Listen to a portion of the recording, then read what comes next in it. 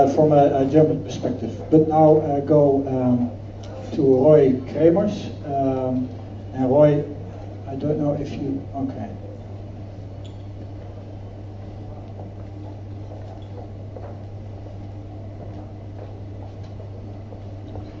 Roy started this initiative within the foundation and supported by the Ministry of Education, Culture and Science. And later on he took this initiative further on and doing it and going, being on your own. Please. Yeah, we'll be waiting for my presentation to be shown over here. So, and I only got 5 minutes, so maybe I can start. It's the crowdfunding platform is called Voordekunst, so not alles Voordekunst, but just Voordekunst for the arts. I started Voordekunst throughout the Amsterdam Art Fund. It's a local art fund here in Amsterdam. They give subsidies to artists, art institutions, but they also wanted to stimulate the entrepreneurial skills of artists. And at one moment I thought, well, how can we do that? Because we give subsidies, that's not really stimulating the entrepreneurial skills. Maybe we should do something else.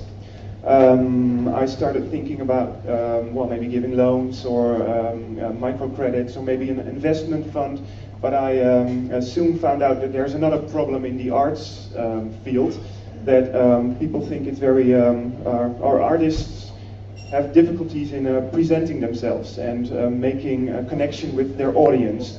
So I thought maybe that's also part of being an entrepreneur, finding your audience, and maybe I can do something with that. So the financial part and the public part combined led me to crowdfunding. That was in 2009. There it is. And that led me to, yes, thank you. That's me, and this is Voordekunst. Well, as I told you, it started throughout the Amsterdam Art Fund. My idea, a crowdfunding platform that combines both the financial parts, so artists, art institutions, they can gain money, but they also can create an audience. Voordekunst was financed by, got an initial funding by the Ministry of Culture and the Amsterdam Fund for the Arts, the Amsterdam Art Fund. That was a really a good situation to start our platform. In 2010, there were a few other circumstances that led to a bigger urgency for a new financial system in the art scene. There were, for instance, the financial crisis, which I think that led to the growth of many crowdfunding platforms.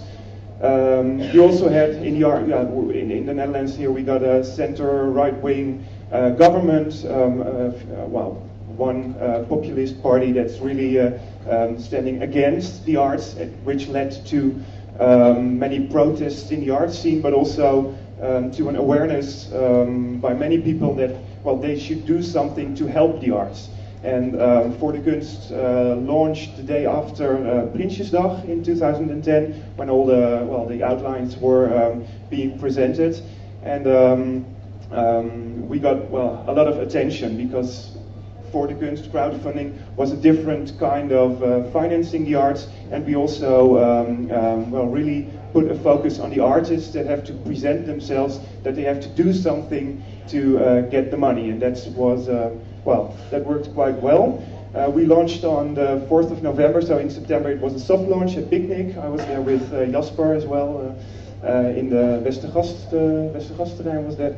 Our launch was on the 4th of November in 2010, and our main goals is, encouraging the entrepreneurial skills in the arts. We really want to stimulate artists to connect with an audience, because it is really important, and it, that hasn't happened for a long time. And we want to stimulate the public awareness for the arts, that we really want to say, well, come on people, if you really think that we need a large cultural sector over here, you can do something for it yourself. You can only give like 10 euros or maybe 500, that's fine. Until now, there have been 175 projects online, of which 116 projects have been successfully financed. 7,500 people made a donation, and we've gained almost 1 million euros of funding. Hopefully we'll manage that next week. We have 6 partners, so companies, institutions that help us financially, but also with knowledge. And we have a 1.8 FTE, so that's me and a colleague, so we're still a rather small organization. Our business model consists of 5% of the successfully funded projects, but also the partners that are 2 art funds. It's Amsterdam, 3 art funds. The Amsterdam Fund for the Arts, BKKC, it's an organization from a province in the Netherlands, Brabant. Cultuur en Ondernemen and ING Bank, that's one of our partners.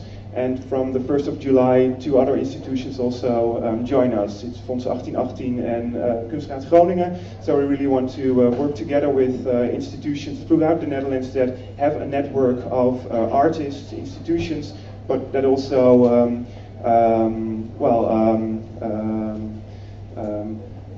are able to connect an audience. We saw that in Brabant, for instance, that all the projects that came from Brabant, that started over there, 90% of their donors were from Brabant. So people, although it's internet, people feel connected with projects that happen in their own environment. So that's something we want to stimulate even more.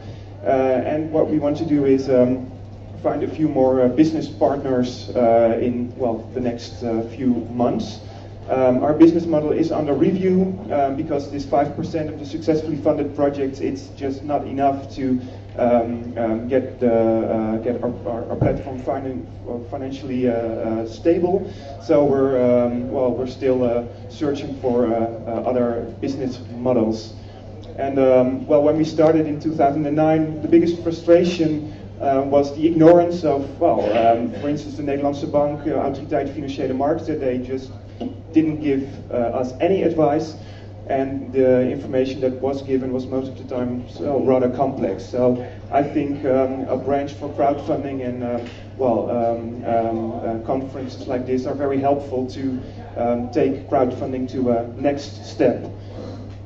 2 other guidelines. Voordekunst is a donation-only platform, and we want to keep it that way because in the arts, a return on investment is, in my opinion, almost not possible. And that's a short outro and my contact details. Thank you. Thank you, Roy.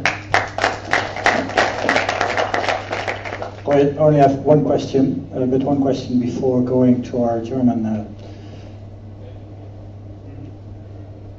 One question about you saying only donations. Do you see that there is a kind of a movement, that there is also people who would like to do a bit more than just donations? No, not really. Not at our platform. Many people, because we, an artist, they can give something in return, so a publication or a private guide, or many people choose for not getting anything back. They really want to help the artist or the institution to make their dream happen. So that's what we see. They don't really want a return. And just one small other question about fiscal things. Do you advise them how to cope with fiscal issues? Yeah, we have an AMBI status, culturele instellingen, and we're also more and more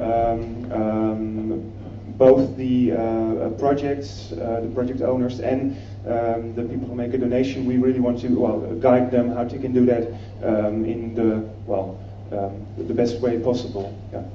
But it's when you give something in return, it's already a bit complex, but we try to inform everyone as well good as possible. Okay, well, later on we'll come to Inkakura.